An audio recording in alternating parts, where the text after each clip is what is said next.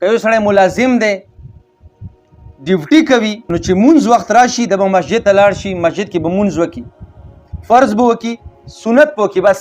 واپس په خپل ډیوټي ته راځي داسې به نه کړي چې هلته په نفلونو ودرېږي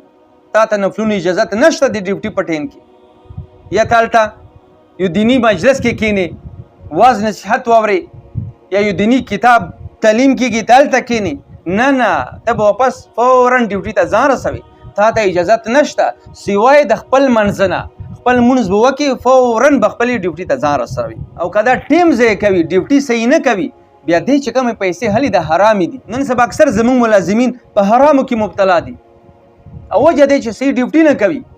اکثر خپلو ډیوټیانو نه غیر حاضر وي چې څوک خپلې ډیوټي نه نیمه ګنټه غیر حاضر دی ګنټه غیر حاضر دی د دې پیسې به نه اخلي دا پیسې به واپس کوي د دې اخیستل ته جایز نه دي ځکه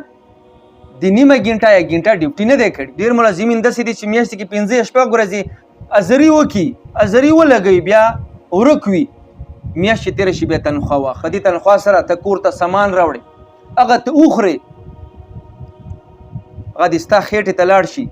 په دې سره به ستا مونځ قبول شي ستا دعا به قبوله شي او بیا دې خوراک نه وینه جوړه شي وینې نه مني جوړه شي بیا ته خپلې بیبي سره میلاو شي هغې نه بچی پیدا شي یا به د نیک بچی وي بیا د داسې بچي نتیجه ډېره غلطه وي دا به ستا دپاره د شرمندګي سبب ګرځي ځکه چې د هغې نطفې نه پیدا شوی دی چې هغه مال دې حرام و